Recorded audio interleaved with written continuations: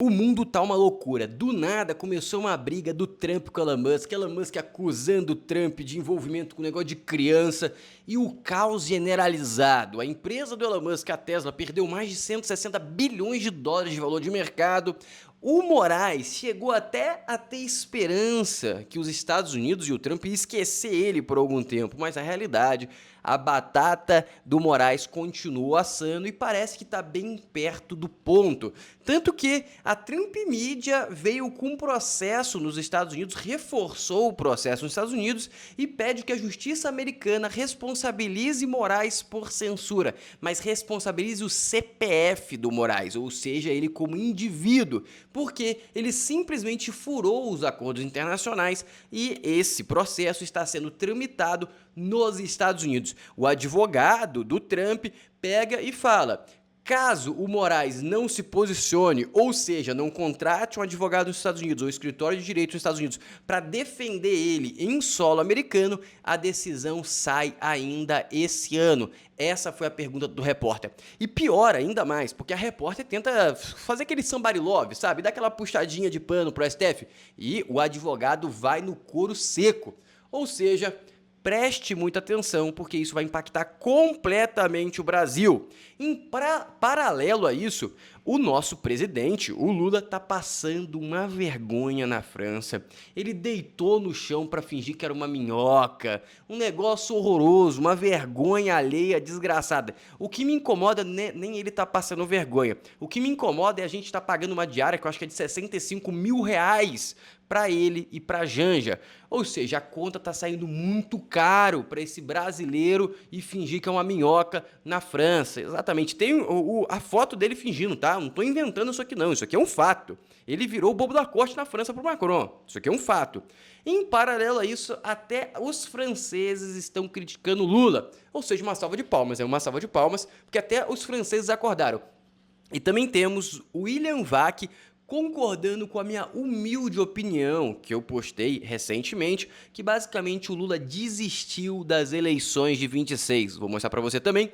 E, obviamente, que eu tenho que te pedir para curtir o vídeo, se inscrever no canal e ativar o sininho para você ficar sempre informado e ajudar os outros brasileiros a se informar, porque dessa forma o YouTube entende a relevância desse conteúdo. Quanto mais brasileiro informado, menos voto para a esquerda em 26. Então faça o papel, que eu faço o meu. Vamos começar de uma vez por todas. E eu quero começar sempre trazendo uma notícia única, ou seja, que você não vai ver em outro canal, que é basicamente essa matéria aqui do Financial Times. Aliados do Donald Trump e do Elon Musk pedem reconciliação após separação prejudicial. O que está acontecendo? Basicamente, essa briga do Elon Musk e do Trump está gerando um certo receio, porque você não tem como fazer uma retaliação para o indivíduo, e o Trump vai tentar retalhar o Elon Musk através de medidas e tudo mais. Só que você vai atacar setores, você não consegue atacar um indivíduo. E aí tem outros empresários do meio da tecnologia com receio e com medo disso, tentando fazer essa reconciliação. Então presta atenção nesses trechos que eu marquei da matéria. Aliados do Donald Trump e do Elon Musk pediram ao presidente dos Estados Unidos e o seu apoiador bilionário que consertassem seu relacionamento, buscando limitar os danos políticos e comerciais da separação espetacular dessa semana. É lamentável, espero que eles voltem a ficar junto, disse o senador texano Ted Cruz, que estava no Salão Oval quando Trump criticou Musk na sexta-feira. Muitos conservadores estão achando que isso não é bom, vamos nos abraçar e fazer as pazes. Eu acho que o abraço não vai vir nem tão cedo. Mas lembrando que eles brigam assim desde 2016. Eles já brigaram com ofensivas muito pesadas e abertas online, mas nunca tão pesada quanto a acusação do Musk contra o Trump ontem. Então a gente tem que ver se vai ter uma reconciliação ou não. Elon não está atendendo ligação de ninguém, disse um financista do Vale do Silício e grande doador das candidaturas republicanas ao Financial Times.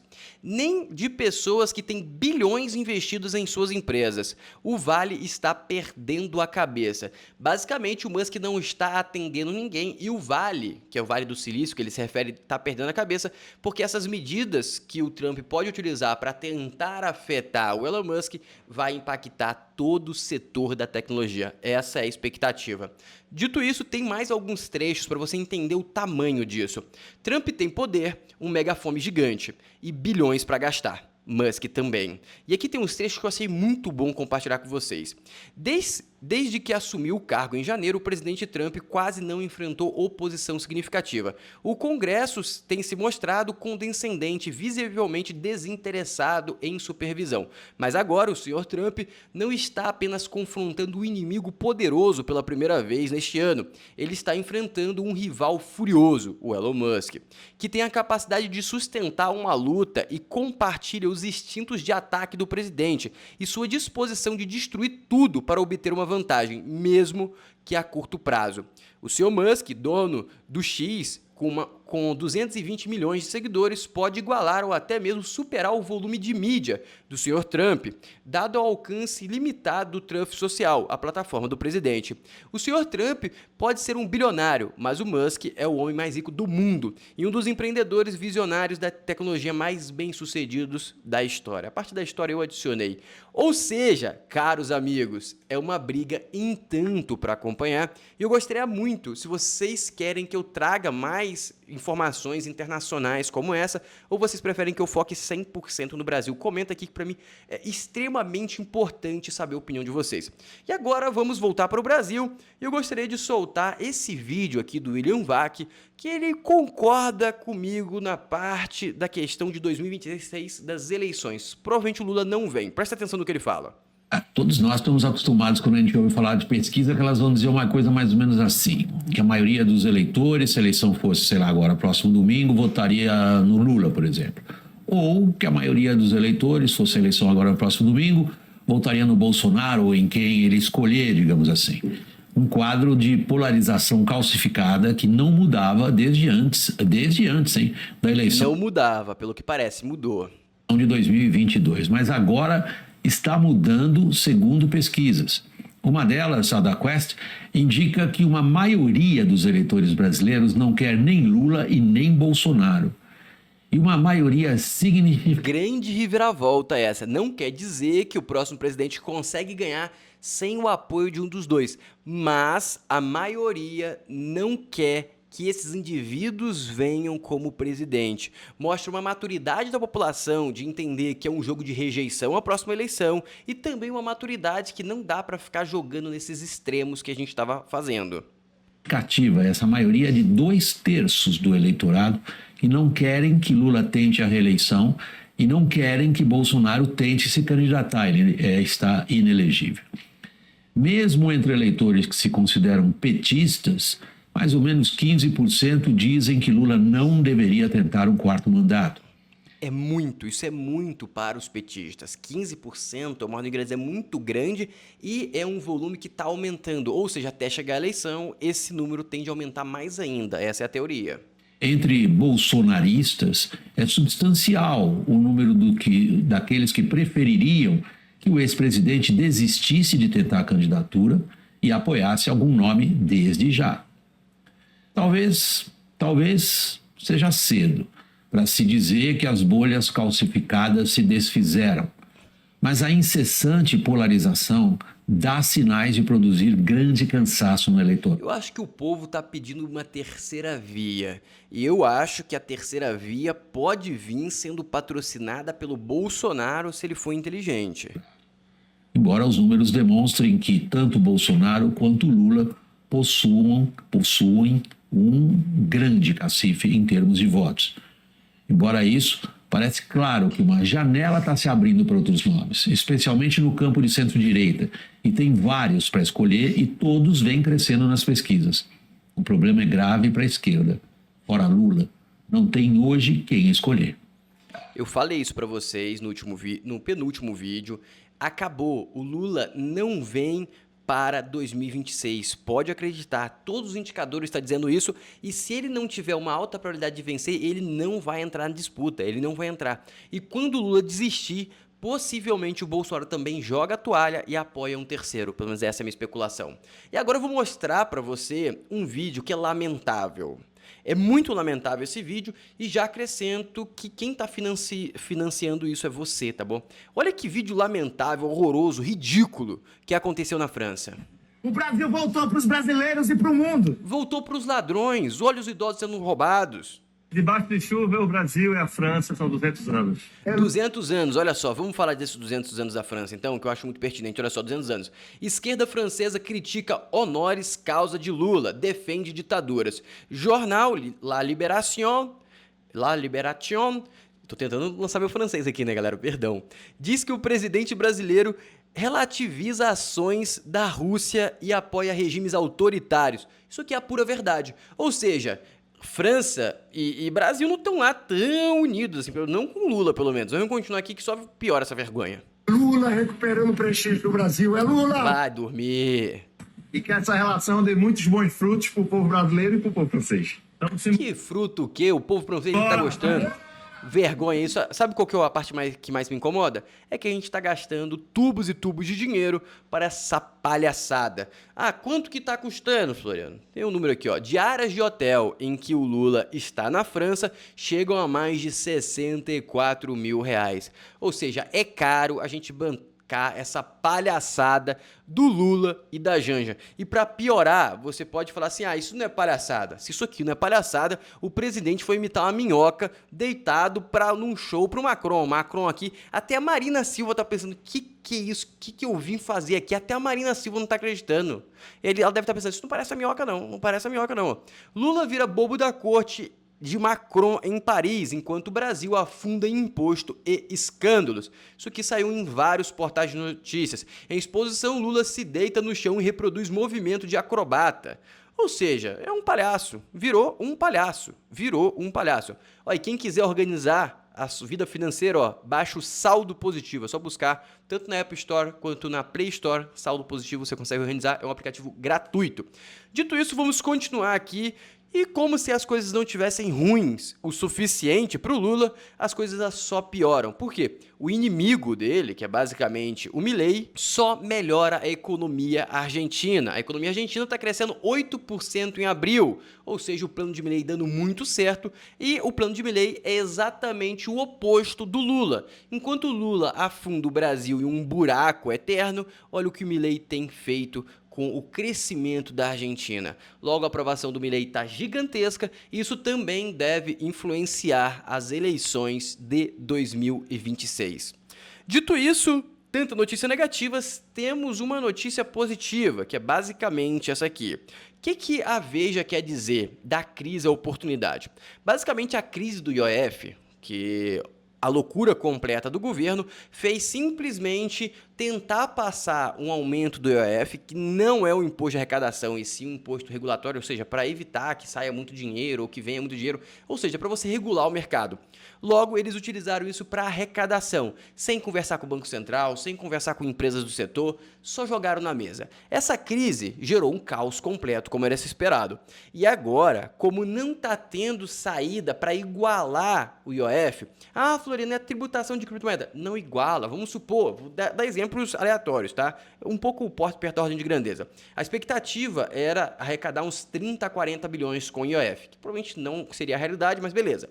E basicamente, a criptomoeda, a expectativa é arrecadar 10, 15 bilhões no máximo, no talo, se não tiver muita sonegação, se tiver muita gente com cold wallet. Ou seja, não faz sentido, não vai substituir. E agora eles estão tendo que sentar na mesa e falar, galera, a gente vai deixar o país quebrar? O que a gente vai fazer? E isso afeta diretamente as emendas dos deputados. Ou seja, os deputados são viciados, que nem viciado em substância química em emenda. Quando eles veem que a emenda dele pode não vir, eles pensam, cara, a gente tem que organizar isso aqui.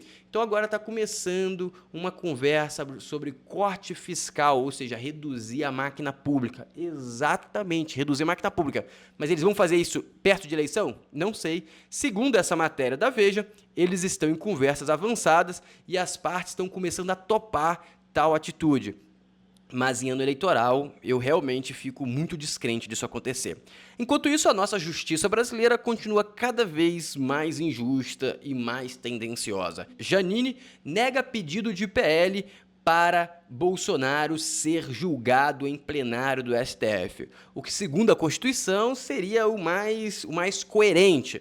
Logo, uma vergonha completa. E para piorar a situação, ainda temos isso aqui, ó. Um jornal, mais uma vez, tendendo a puxar a sardinha para a censura, já que eles estão quebrando porque são incompetentes e eles querem destruir e tentar machucar as Big Techs no Brasil, já que eles não conseguem ganhar no livre mercado. Mendonça vota pró-Big Techs e defende responsabilidade de plataformas só após decisão judicial. Um texto claramente tendendo a falar que as Big Techs são muito más e o voto é pró-Big Tech, que eu acho totalmente errado. O voto de Mendonça não é pró-Big Tech, é pró-Constituição. Nada na Constituição Federal diz a favor dos demais votos. O texto constitucional prevê responsabilização de quem fala após decisão judicial, exatamente o mecanismo do Marco Civil e do voto de Mendonça. Ou seja, só sobrou Mendonça para defender a nossa democracia. E agora vamos para o assunto principal, que é Trump indo para cima e assando ainda mais a batata do Moraes. Presta atenção nisso aqui. Trump Media pede para a Justiça dos Estados Unidos responsabilizar Moraes por censura. E agora eu vou puxar um vídeo para vocês aqui, que eu acho que é um vídeo sensacional. Então presta atenção nisso aqui e eu vou reagindo a ele junto com vocês e vou pontuando os pontos que eu acho relevantes. Isso aqui é uma entrevista com o advogado do Trump que está acusando diretamente o Alexandre de Moraes. Presta atenção. Atenção para essa entrevista que a gente começa agora. Entrevista uma importante aqui no live. A gente vai falar sobre a decisão da Trump Media, que é a empresa ligada ao presidente Donald Trump, e a Rumble, que é uma plataforma de rede social, transmissão de vídeo, que acionaram a Justiça dos Estados Unidos para que o ministro Alexandre de Moraes, do Supremo, seja responsabilizado por suposta censura a cidadãos e empresas americanas e americanos. Apuração do analista Caio Junqueira, que é destaque em nosso site. Nós estamos agora com o advogado da empresa de Trump, Martin De Luca, ou Martin. Se eu tiver errado a pronúncia aqui, já desculpe a deselegância. Obrigada pela gentileza de estar conosco aqui na CNN Brasil. A nossa ideia é entender melhor como ocorre esse processo e em que esse processo é embasado. Começo lhe perguntando isso, então, doutor. É embasado em que todo esse processo? Bem-vindo aqui à CNN. O homem caiu. O homem caiu, mas ele vai voltar. Já vi esse Daqui a pouquinho a gente vai ouvir, então, o advogado. Perdeu. Acabou que eu estava falando com ele, né, Basília? E aí restou a Basília aqui comigo. Pronto, temos novamente o sinal. A internet de vez em quando tem dessas e nós estamos ao vivo, isso pode acontecer. Bem-vindo novamente. A minha primeira pergunta é embasada em que está todo esse processo? Presta atenção. Obrigado. Obrigado por me receber. A ação de hoje é uma emenda, né, a ação original que a gente entrou em fevereiro, mas incorpora novos elementos. Essa nova ação que a gente entrou hoje incorpora diversos exemplos de cidadãos americanos ou residentes dos Estados Unidos ou dissidentes políticos que estão se manifestando em território dos Estados Unidos, que são alvo de... O que eles fizeram? Já tinha o processo rolando, eles pegaram e trouxeram mais casos para reforçar o processo. É isso que ele acabou de falar. As ordens, os mandados de censura sigilosos do ministro Alexandre de Moraes. Também incorpora as referências sobre o que tem se desenvolvido com o Departamento do Estado, com um pouco as sanções que foram anunciadas ontem com juízes da Corte Penal Internacional e, finalmente, com a carta do Departamento de Justiça dos Estados Unidos encaminhada para o ministro, na qual explica detalhadamente por que, baixo a lei americana e baixo os tratados bilaterais entre Brasil e os Estados Unidos, as ações do ministro estão fora da lei. As ações de encaminhar um mandato. Lembra aquela carta? Eles enviaram a carta avisando o Moraes e aí em breve o Moraes vai receber uma intimação internacional e ele vai ter que se defender nos Estados Unidos. Sigiloso de censura para empresas americanas por e-mail sem notificar, aliás, pedindo sigilo para que não seja informado do governo dos Estados Unidos, é uma violação da Constituição dos Estados Unidos, é uma violação das leis federais dos Estados Unidos e, obviamente, é uma violação do Tratado Bilateral de Assistência Legal Mútua entre o Brasil e os Estados Unidos. Então, a nova ação emenda para responsabilizar o ministro por essas ações. E o que acontece? Quando um funcionário público está atuando de uma forma que a pessoa... Presta atenção nessa parte, muito importante. Sabe que é ilegal, que está fora dos seus poderes, né, como funcionário público. Então, isso é conhecido juridicamente como atos ultra vires, né? Quer dizer que você está atuando fora da sua autoridade legal. Quando você atua fora da sua autoridade legal, nos Estados Unidos e em diversos outros países, esse funcionário público pode ser responsabilizado pessoalmente pela conduta. Então, a gente, nessa ação, está pedindo danos reparatórios e pedindo que o Alexandre de Moraes, pessoa física, seja responsável por esses danos, né? Isso acontece quando um funcionário público atua fora do marco legal que ele pode. Então, por exemplo, eu fui procurador federal nos Estados Unidos e Nova York vários anos. Como procurador federal, se eu faço um mandado de busca e apreensão com a assinatura de um juiz na casa de alguém e alguém é ferido durante essa busca e apreensão, essa pessoa pode processar o Estado, pode tentar processar eu como procurador, mas eu tenho imunidade como procurador, né? Agora bem, por quê? Porque eu segui o protocolo. Se eu, como procurador federal, autorizo um mandado de busca e apreensão para a Polícia Federal na casa de alguém, e eu falo, esquece da assinatura do juiz, não precisa de nada, eu como procurador te falo que você pode, fica tranquilo. E alguém é ferido, essa ação, como eu sei que estou atuando contrário à lei, como eu sei que estou atuando de uma forma que não é permitida. Ou seja, o Moraes atuou contra a lei americana e ele foi avisado a isso. Eu posso ser responsabilizado, pessoa física, não tenho o mesmo tipo de imunidade, e ser responsabilizado para eu, pessoa física, pagar os danos causados para a pessoa que foi ferida, né? Ou seja, inclusive, tem outros... Isso, por favor, Basília. É isso, até para a gente não perder o sinal do senhor. Tem outros processos, né, também movidos pela Trump Media e a Rumble contra o ministro Alexandre de Moraes. Essa notícia de que os senhores buscaram o tribunal na Flórida para questionar atos supostamente de censura do ministro do Supremo Tribunal Federal, ela já se repete há um tempo. Então, são ofensivas jurídicas dos senhores. Olha a palavra que ela usa, ofensiva, ela vai levar um tapa do advogado, ó. Lá na Justiça dos Estados Unidos, contra um membro do Judiciário brasileiro. Então, eu queria que você explicasse para nós, inclusive, o que aconteceu? São quantas ações, quantos processos até aqui, seja no caráter original ou de adendo, os senhores já apresentaram contra o ministro Moraes na Justiça americana? E qual a viabilidade disso, de uma condenação vir em 2025? Bom, só para esclarecer, é só uma ação, não são múltiplas ações. O que a gente fez foi incorporar novas alegações e novos pedidos. Tipo, mais provas e mais pedidos. Para a juíza, no mesmo processo que a gente começou em fevereiro.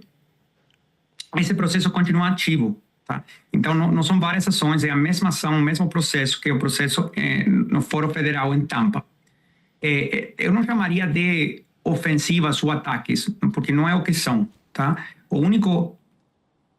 A verdade, o único que está acontecendo aqui é que as empresas estão tomando medidas defensivas, não ofensivas. Por que defensivas? Porque ninguém mandou ao ministro a encaminhar ordens de censura sigilosas para a Rumble nos Estados Unidos, para censurar residentes dos Estados Unidos e parar a monetização de contas dentro do território dos Estados Unidos. Ninguém mandou ele fazer isso, e menos ainda ninguém mandou ele fazer, pelo menos com certeza a Rumble e a Trump Media não mandaram ele fazer isso. Se alguém mais mandou, não sei, mas essa é uma ação que veio de Brasília para os Estados Unidos. As ações que estão sendo tomadas agora são defensivas.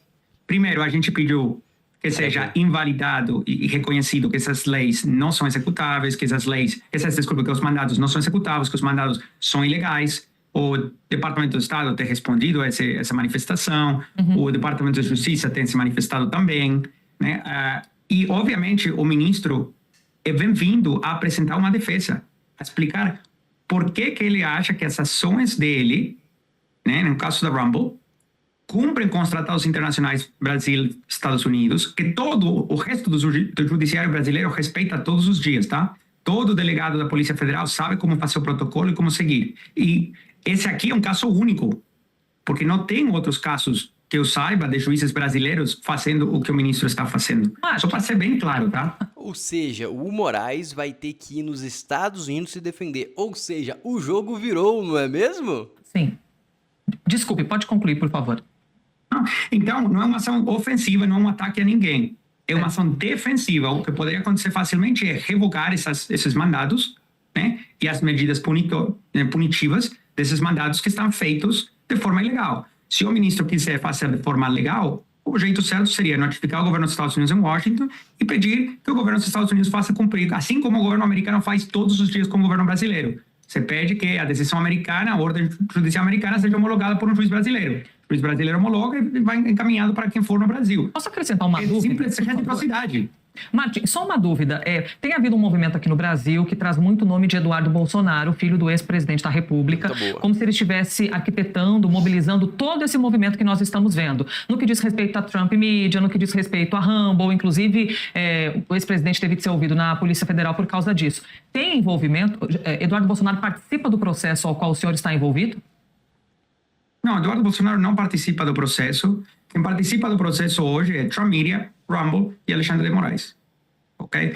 Em relação aos reclamos sobre o que... A pergunta dela foi mal formulada, porque ela perguntou se o Eduardo Bolsonaro participa do processo. Aí, obviamente que não, que lá está nos autos quem participa do processo. O que ela queria perguntar era, o Eduardo Bolsonaro influencia nesse processo? Aí ela fez a pergunta errada, o cara respondeu certo, né? Que ele entendeu da pergunta. É complicado também, né? Que o Eduardo está fazendo, obviamente, qualquer um que assista qualquer mídia vai saber quem é Eduardo e o que ele está fazendo. Em relação a isso, o único que acho apropriado para eu me manifestar é que quando as pessoas se encontram fisicamente no território dos Estados Unidos... Essa parte é muito importante. Presta atenção no que ele vai falar. As pessoas podem estar protegidas pela Constituição dos Estados Unidos. Isso inclui um negocinho chamado Primeira Emenda, que é a liberdade de expressão. Então, nem Alexandre do Brasil, nenhum juiz do Coreia do Norte, nenhum juiz do Irã, nenhum juiz da Venezuela. Ele comparou o Alexandre de Moraes com o juiz do Irã, da Coreia do Norte, ou seja, encaixou no pacote das ditaduras. Venezuela pode censurar um dissidente, né? Alguém que não concorda com você politicamente, porque fala coisas que te ofendem, ou que você não gosta de ouvir, ou que você se sente ameaçado, quando essas pessoas estão no território dos Estados Unidos. Estados Unidos tem mais de 230 anos de história com dissidentes do mundo inteiro que vão para o território americano e falam de tudo, né? Isso tem incomodado a muitos governos ao longo de muitos anos. Coreia do Norte, Venezuela, governo da China, na União Soviética era terrível cada vez que um russo chegava. Pergunta para o governo cubano o que eles gostam, tudo que os cubanos que estão na Flórida falam. Mas é assim que funciona. Então, infelizmente, não vai ter uma exceção para Alexandre de que todos os outros governos autoritários ao longo da história quiseram censurar aquele dissidente político que se encontra no território americano falando o que, obviamente, ele não pode falar no país dele. Martim De Luca, advogado de Trump. Eu preciso encerrar. Perdão. Você explicou super bem que isso aqui é um adendo numa ação que já existia lá. Então, se é aquela de fevereiro de 25, é que tem como pivô Alan dos Santos, por causa do pedido de Moraes para bloqueio das contas dele e compartilhamento de informações. A minha dúvida permanece. Na avaliação dos senhores, a viabilidade desse processo na justiça americana, haverá uma sentença ainda neste ano? Presta atenção na resposta. Vai depender. Se a postura continua sendo de não aparecer na justiça dos Estados Unidos e ficar em default, isso é possível, sim. Se eles querem aparecer, se o ministro quiser, né, aparecer e participar do processo, brindar explicações de por que ele acha que as ações dele cumprem com a lei dos Estados Unidos e com os tratados bilaterais, então isso obviamente demoraria uma conclusão desse processo e provavelmente se estenderia até 2026. Agradecemos demais aqui, Martim. Ou seja, se o Moraes ignorar e fingir que não é com ele, o processo sai esse ano. Se ele for lá se defender, ele assume que ele está errado. Ou seja, é uma faca de dois gumes, porque se sai o processo esse ano, ele tem as sanções e tudo mais esse ano, e aí prende as mãos dele para as eleições de 26. Se ele vai se defender e chega aqui em 26, ele começa a tentar utilizar os truques que foram utilizados em 22, fica complicado o processo dele nos Estados Unidos. Ou seja, a situação é complexa, é difícil de jogar nesse tabuleiro. E, pelo visto, o Trump está indo com tudo para cima. Em 26 ele quer uma posição melhor para as eleições. Isso aí é o que é óbvio. Dito isso, gostaria de te convidar a se inscrever no canal, ativar o sininho e curtir o vídeo. E me fala muito se você gostou desse formato ou não. Sempre bom você me atualizar para eu poder sempre estar melhorando. Um abraço, até o próximo vídeo.